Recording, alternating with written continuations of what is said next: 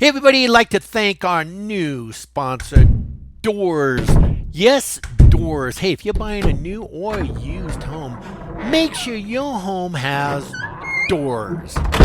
Hi, this is 50/50, Real Estate Podcast for the Common Man, where we talk about selling, buying, and investing in real estate. We aren't baffling you with BS. We're dazzling you with brilliance. We're not telling you how to become a millionaire. We're telling you stories, the truth, and the information no one is talking about. So sit back, listen, laugh, and enjoy 50/50, Real Estate Podcast for the Common Man. Hey everybody, JD here. Hope you're looking good and feeling fine. Hopefully you had a great week with friends, neighbors, relatives, and acquaintances. Hey, I'd like to thank a lot of the people who gave me some great input on last week's episode regarding rent with an option to buy. A lot of people said that was really informative, really opened their eyes to quite a lot of scams that are going out there. And as a matter of fact, Mike from California emailed me and said he got kind of caught up in one of those. Ran it with an option to buy. He thought he established his credit again and then maybe put some of the rent towards purchasing a home. And it just didn't work out and he lost everything. Another one, who was it? Carrie in Michigan said that, boy, he was really interested in doing a rent with an option to buy and listened to my podcast and said, wow, it was really interesting because he was almost ready to get basically scammed, and luckily he checked with a mortgage company before he did a rent with an option to buy, and the mortgage company told him some of the things that he had to do to establish his credit and get back online. And he said if he would have done a rent with an option to buy, it would have been a kind of a short term and he would have never been able to qualify to purchase a home. So thanks, guys, for giving me feedback, and a lot of the other peoples who kind of commented, listened to the podcast, and enjoyed it. I had some people that I had talked to, and we were just talking about the way that the market has really, really changed, really deceiving. I mean, they're saying the market has really gotten a lot better and it's starting to improve and so on and so forth. In reality, that is not true. The housing market is actually going down. Not as dramatic as we all thought, but remember, we're still in the summer, and a lot of people, they list their homes beginning of the summer. They think it's going to be a hot market like a few years ago. And they're stubborn, a little thick-headed. As a matter of fact, a lot of the real estate agents overprice their home because they're not compensating with a totally different market than we are now. We're looking at 7%, not 3.5%. And what they do is they get on the MLS. They do a market analysis. And that MLS really just uses the old comps. And then what they do is they say, the real estate agents will say, well, look, here's 3 properties that sold in your neighborhood, and this is what our house, your house should be listed at. And they're not compensating with a totally different market. And what I'm seeing in my area, and a lot of areas that I've done some research is that a lot of people are listing their homes and they're just not getting any offers on them. And the average, on an average market, the average market is usually about 90 days. So a lot of them are getting really frustrated, kind of blaming their real estate agent on they're not getting a quick sell, or they're not getting, the showings that they wanted. And the average market, like I said, is usually 90 days. So if you're listing your home, expect maybe 2 to 3 months before it actually sold, unless you really, really have an excellent price on. And that's the thing, I'm looking in my area, and at the beginning of the year, there was only maybe 12 houses that were listed. Now there's about like 115. And it's really funny because they are listing at a lot higher price, but they're not getting those prices. Matter of fact, when I did some research, I look at last year and this year and what the homes were listed last year over this year. They're really listed at almost $100,000 less than they were about a year and a half ago. So they are coming down, but sellers still, they're still maybe 75 to still $100,000 higher than they should be. So I think what's going to happen is you've got a lot of unrealistic sellers. They've listed their homes. They're like, it's a hot market in the spring and summer. This is going to be the market that going to get my price, and the season I'm going to get my price. And as the kids start coming back, getting back into schools, colleges, things start settle down, and the summer season's over, you're going to get a lot of panic sellers who've had their homes on for 2, 3, 4 months, and they don't want to go into the winter with not getting it under contract or not selling their homes, and they're going to start dropping their prices down and down. Matter of fact, what's really interesting is just some of the homes that I've looked at, a lot of them are vacant. So a lot of people have lost their jobs, moved, got transferred. Maybe if you're in the military station in a different place, and they have to leave in a short amount of time, and they're so used to just putting the house on the market, getting 12 offers in a day and not worrying about it. And now these people aren't having that done. They're listing their home, they're leaving, and that house is sitting vacant. They're paying payments on that house. And what's happening is they just can't qualify on another home, because if you haven't sold your home, then what happens, you have to qualify for the payment on your old home, and then you have to qualify for the payment on your new home. So what's happening is a lot of people, and this is what's going on, is so many people, they just can't afford an empty house. They tried everything to sell it. They maybe bought it the past 3 or 4 years. They overpaid. They owe more really than the house is worth, or they owe pretty much what the house is worth, but the time you pay for commissions and all the costs of purchasing your home, you're going to have to come to closing with a check. And a lot of sellers just don't have a lot of money in the bank to actually come in with the difference between what they owe and what they actually sold their home.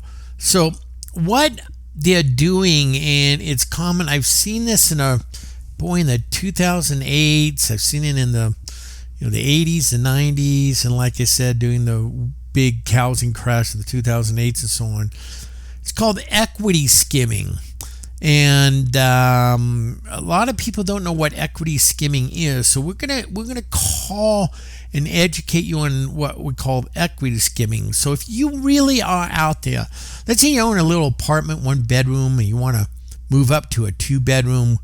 So you look around and you say, well, maybe I could rent a nice 2-bedroom condo that's privately owned, so I don't have to go through a corporation. They might be a little bit less a rent, so on. Or maybe you're ready to rent a home, and you look around, and a lot of the homes are being rented at a pretty, I'd say, decent rent price, and you go, wow, we can rent a house maybe even less than what we can purchase one for. So what a lot of people do is they'll sign a 2 years lease on a home, and they're just renting it. So it's not a rent with an option to buy, it's just they're renting it. But what happens is the seller maybe is down on his luck, loss of job, just can't pay the payments on a home. pretty much really having a tough time financially. So what they do is and I've seen this quite a lot. Matter of fact, a lot of the followers of this podcast have emailed me some stuff that has happened to them, or they've heard about it, and that got me talking about the equity skimming. And when they tell me what happened to them, I said, oh yeah, it's equity skimming. People go, wow, what's that? And I tell them, they go, yep, that's kind of what happened to me.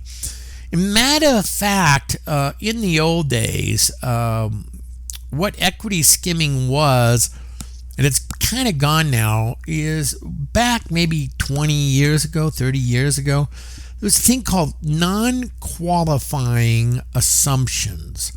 And they're pretty much gone now. They're not even around anymore. But because the loans now, they're still assumable, but you have to qualify under the same guidelines as if you are, getting a brand new loan. So, it's really funny that you're starting to see a lot of homes being listed, and it'll say qualifying assumption. And the reason why there's no non-qualifying assumptions is I'll tell you the reason why, and then I'll tell you about the qualifying assumptions that are coming up, and then we'll kind of going into what equity skimming is and how it works. A non-qualifying assumption is how I bought my first home. And I actually assumed a VA loan, a Veterans Administration loan. I've never been a vet, but I could assume a loan. And what that meant is it was kind of like you really didn't need an income or steady income, down payment credit or anything like that, because when I was young, I was pretty much self-employed and didn't really have a credit history or an income that was steady and so on. So what happens is you could just get and assume a loan. They didn't have to qualify. That's why it was called a non-qualifying assumption. You just went in and assumed their loan. So let's say, just to make it easy, I am selling my home for $105,000. And you could come in and say, why don't I give you $5,000 and assume your loan? And maybe I owe $100,000. So I say, well, okay, $5,000 is great. I'm probably going to walk away from this. And if I can make $5,000, great. You can take over my payments and my loan, and at least have $5,000 for moving expenses. So that's how it was.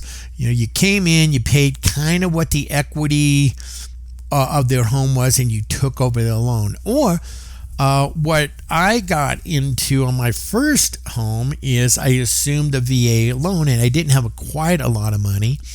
So I asked the seller to take back a second, and they were nice enough, and they were a great couple. So I assumed their VA loan, and I took back a second, and I paid the VA loan off on a regular basis, and I paid them off on a regular basis.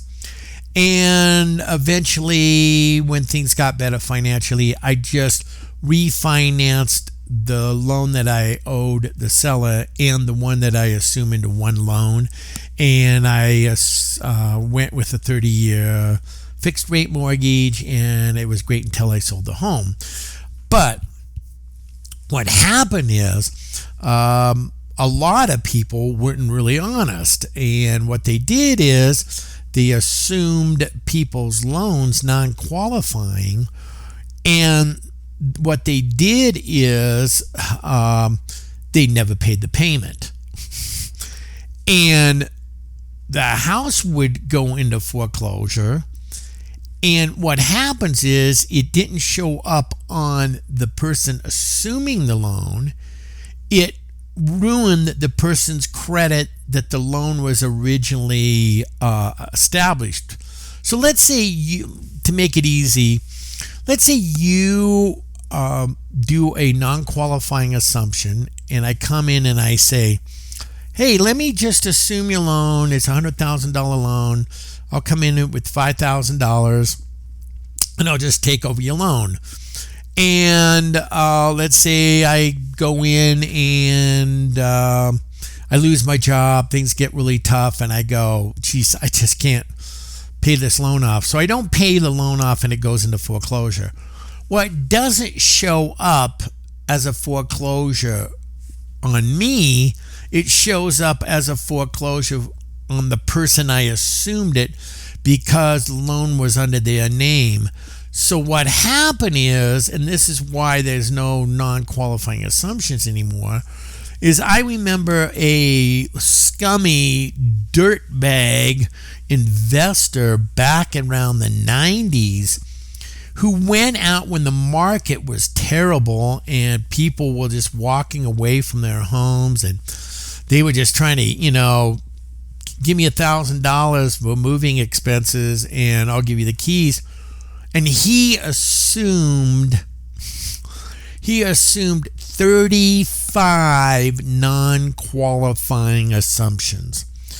He assumed 35 non-qualifying assumptions, and he put about as little as possible down. People just wanted sometimes just enough to, they could pay for moving expenses, and that's what he pretty much gave them. And then what he did is he rented out the homes and he never paid the payments. And that back then, and still today, is called equity skimming. So he got out of these 35 homes, he just rented them all, skimmed off all the equity. And what I mean is he just took all the equity that he possibly could out of the homes. He let all those homes go into foreclosure. They all showed up on the previously person who owned the home or took out the mortgage, and all those people got foreclosures, and he didn't, because when he assumed the loan, they were all under the seller's name, and the seller was liable for the loan, but nobody told the seller, hey, if you have this guy assume your loan, you're going to be liable. So if he goes into foreclosure, it's going to show up on your credit, and he's not going to be really responsible for it because the loan is under your name. And so many people got scammed big time, incredibly. And the guy finally, the feds came down and he got 35, I think it was 35 years, 35 or 40 years in prison for fraud. I remember that. And so that was called equity skimming back then. People would assume a loan, put a renter in there, and never pay off the payments, and just let the homes go back into foreclosure, and they would run off, and the sellers who had sold their home and had established the loan, they were responsible for the foreclosure because it was under their names. So now let's fast forward to today's market and what equity skimming is now. Kind of a little bit the same, but a lot different because there's no non-qualifying assumptions. What is happening now is you've got a lot of investors, fix and flippers. We're going to buy a home.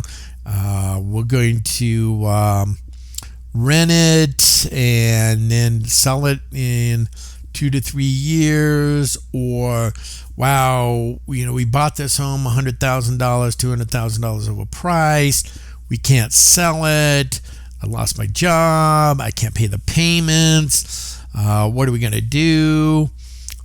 So what a lot of people are doing now is equity skimming in a different way. What they're doing is they're getting renters, not rent with an option to buy, just normal renters. And they're saying, hey, look, rent this house out for a couple of years, and we'll sign a year's lease or 2 years lease, and I need say $2,000 deposit for damages, and first and last month's rent $4,000 or $5,000 or whatever. You kind of get the gist of what I'm saying here. So let's say now you go out and you sign a 2-year lease and you move in and you're paying your rent to the owner every month. You pay it, you're doing great, no problems at all. And all of a sudden, like within maybe 8 months to a year, all of a sudden you get a sheriff knocking at your door. And you're saying, excuse me, you got to be out by the end of the week. You're being evicted. And they go, what do you mean? Wait a minute, what do you mean evicted? I paid my rent. I've been paying my rent every month on time. What do you mean evicted? Is the landlord evicting me? And what has happened is it was kind of equity skimming in a different way. What happened is the owner rented out the house, and the owner didn't care because the owner most likely overinflated price, can't afford to sell it. Nobody can afford to buy the home, or the housing market has gone down, like I said, from last year to this year, $100,000 or even more, depending on the price and area you live. And what happens now is people can't sell their home. They've lost a job, a divorce situation, a transfer, so on and so forth. And they think, good grief, I can't pay 2 payments here, and I can't just sell that house, and give it back to the bank. So I'll rent it.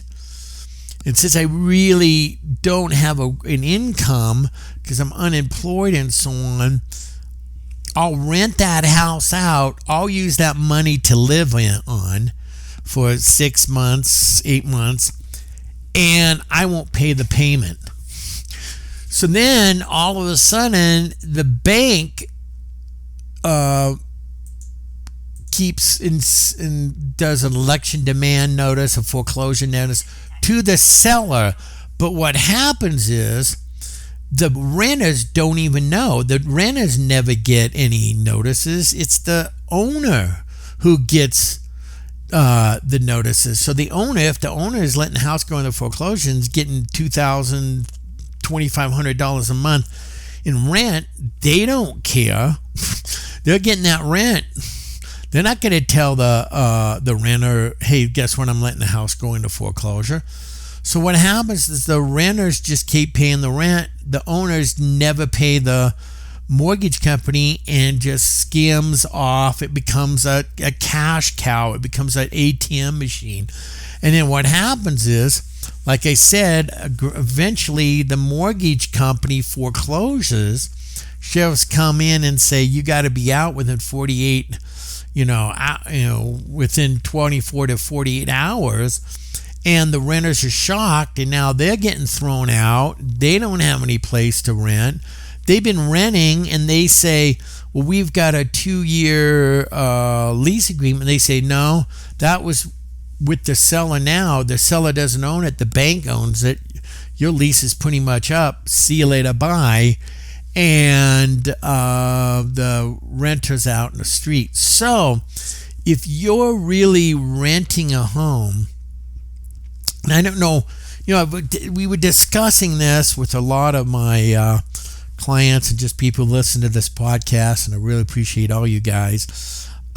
They were saying, well, how do you, if you're renting a home and with the market going down now and people, a lot of these homes are vacant, how do we know these people are paying their payments?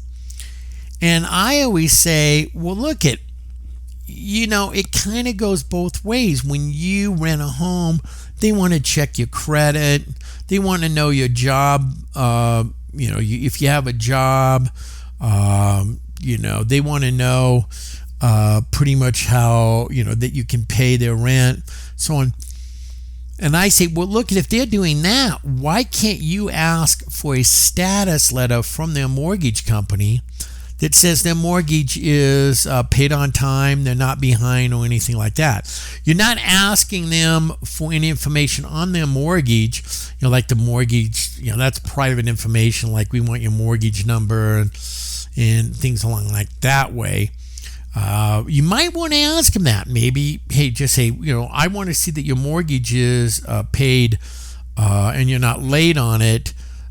So I need to verify before I rent this that your mortgage is paid. And if they say, why is that? Say, there's been so many people who rent out the home, they don't pay out the payments to the mortgage company. The house goes in foreclosures, and then the renter's left hanging and has to all of a sudden within 24 to 48 hours, they're getting thrown out of the home because the bank owns it. So a lot of times you might want to say, can you get a status letter from your bank saying your mortgage is up to date? And if they hesitate and go, well, no, that's private information, blah, blah, blah, that's a big, huge red flag that they're pretty much probably going to hose you with equity skimming and just rent it to you and take the rent and never pay the payments. Because if they're paying payments and their mortgage is up to date and they're not any worried, they could just say, yeah, we'll send you a status letter on mortgage, it's up to date, we'll get it to a bank, or we'll get, here's the bank, the mortgage number,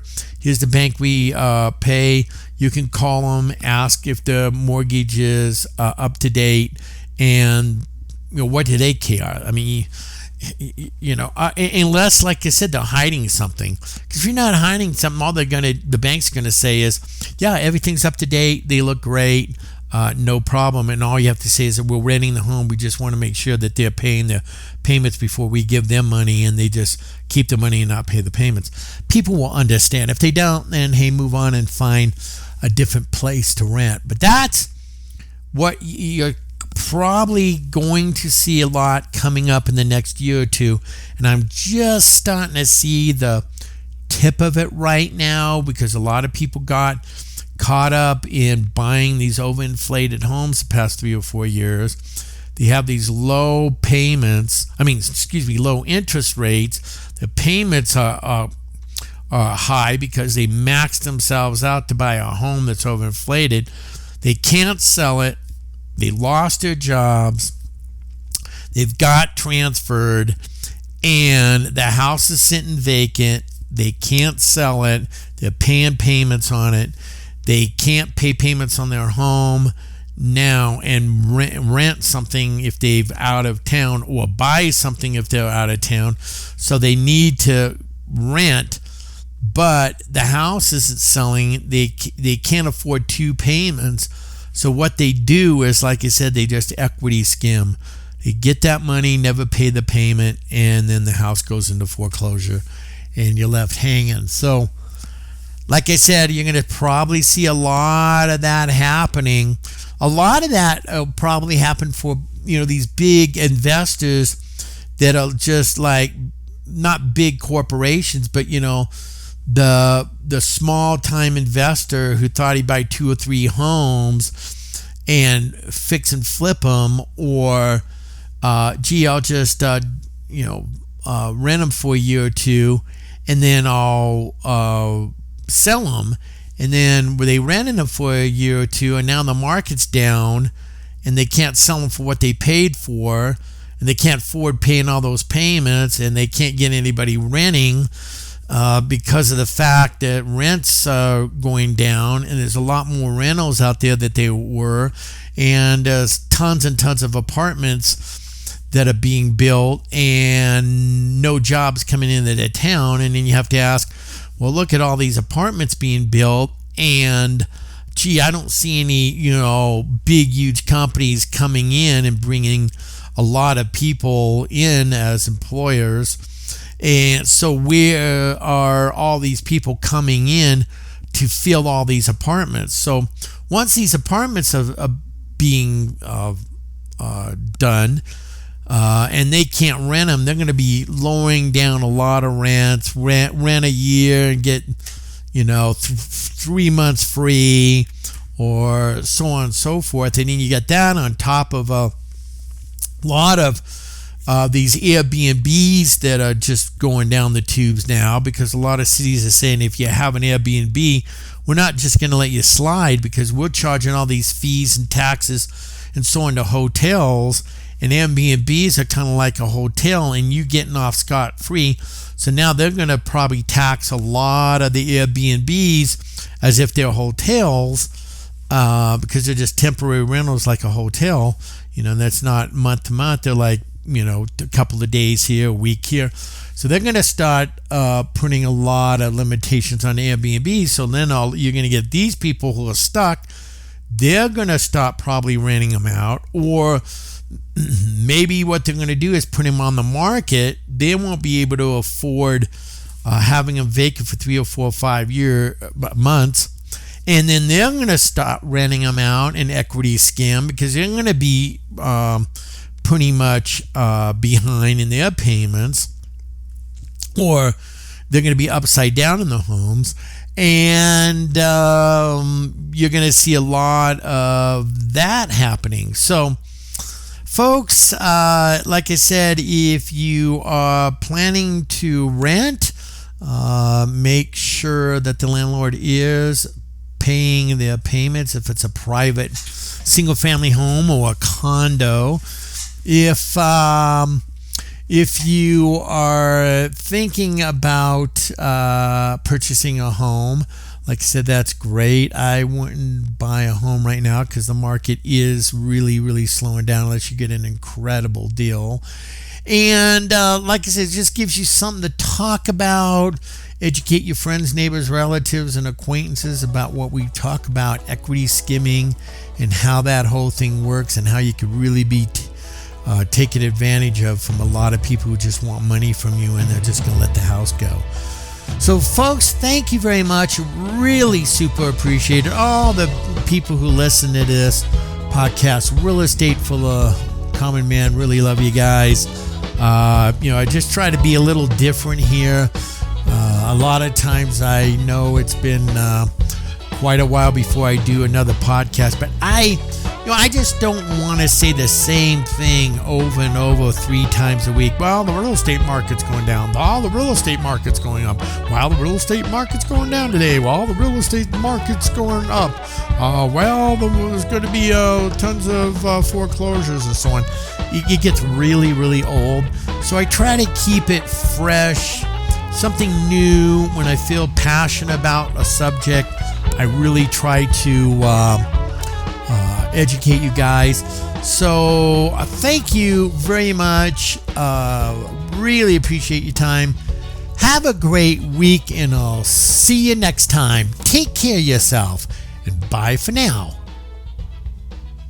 We hope you enjoyed the show, Real Estate for the Common Man. Please follow us or subscribe. Tell your friends, neighbors, relatives, and coworkers about us. We're on all your major podcast apps: Amazon, Apple Podcast, Google Podcast, Spotify, Stitcher, YouTube, iHeartRadio, and iTunes. If you can't remember all that, just Google it, or have your friends Google Real Estate for the Common Man, and it will come up. Again, we thank you very much for your time, and hopefully you enjoyed the show. Hey, if you live in Colorado Springs and want to buy or sell a home, you can look us up at soldrealestatecompany.com as in I sold a home. Again, thank you very much. Have a very good week, and we'll see you next Monday. Bye for now.